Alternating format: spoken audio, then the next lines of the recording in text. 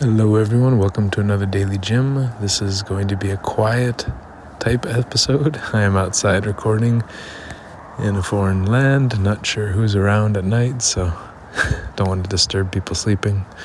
This is the episode for Wednesday, June 19th, 2024.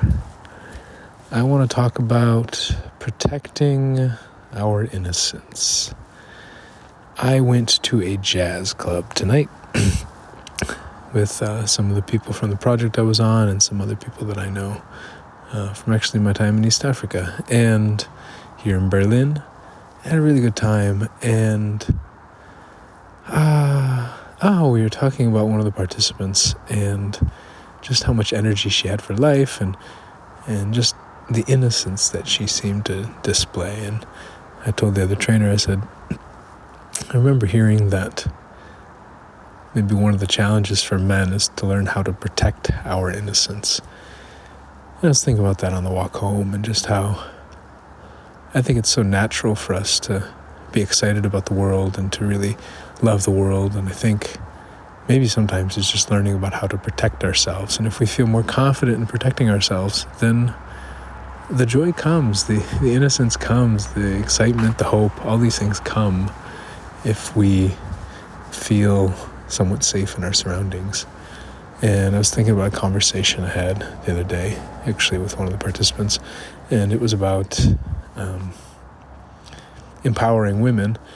And on the walk I was thinking back about how in Kenya there was a movement to end femicide, and I was thinking, okay, let's say maybe 5 men committed the femicide, and maybe out of, a population of, let's say, 10 million. So maybe I could convince all those men to, maybe if I could convince every single man to not kill a woman, then maybe that would be better. And then I thought, okay, well, there's men that, part of the anger was that there were men defending the behaviors or something similar to those behaviors. So it wasn't just the 5 that killed or so, it was maybe the 20% or 30% of loud men who were agreeing with not the killing, but saying, blaming the women. And I was thinking about it. I said, what if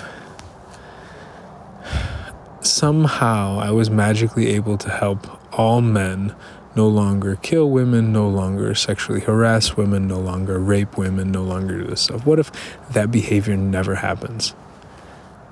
But if women still fear it's going to happen, it may not even matter whether it happens or not, because if they still fear it and believe that it might happen, it doesn't matter if it happens. And that's the weird thing I think about fear, is it doesn't matter if something happens or how likely it is that something will happen. If we fear it, we may behave in ways where we think it will 100% for sure happen. So it's how some things are very rare. Dying on a plane crash is very, very, very, very, very rare. We're much more likely to die in a car crash or die in our own shower or bathtub. But we still shower every day, and we don't have the fear of dying in the shower so much, but we have the fear of dying in an airplane, despite the airplane accident not happening so much. And so I think even trying to get rid of all the things that might hurt us, even if we were successful at getting 100% rid of all these things, if we believe that there's still a chance, we might be afraid, and it may not matter that much.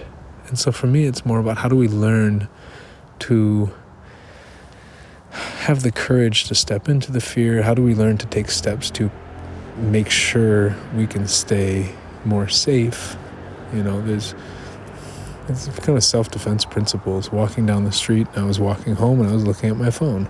Walking home and looking at my phone in a foreign place at night is not safe.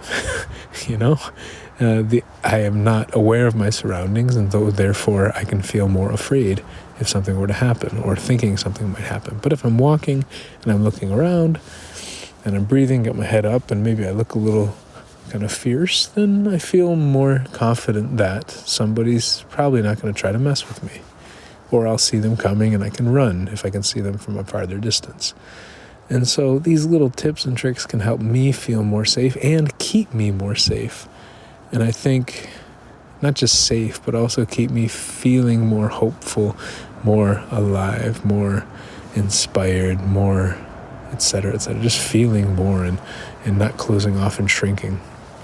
And having this innocence and believing that people are good and people are trying their best. And so I think sometimes we look at people who look innocent and we go, oh, you're so innocent, you're so naive, you're so ignorant.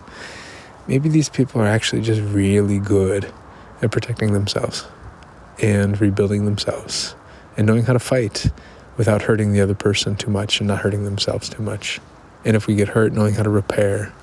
Maybe there's actually a lot happening with the people who seem really alive and who seem really excited for life. Maybe they're not just happy all the time. Maybe they know how to cry. Maybe they know how to get angry. Maybe they know how to feel confused. Maybe they know how to feel afraid. Maybe they know how to feel all these different things and dance with emotions and protect our own self-worth and our own belief in ourselves and other people. And yeah.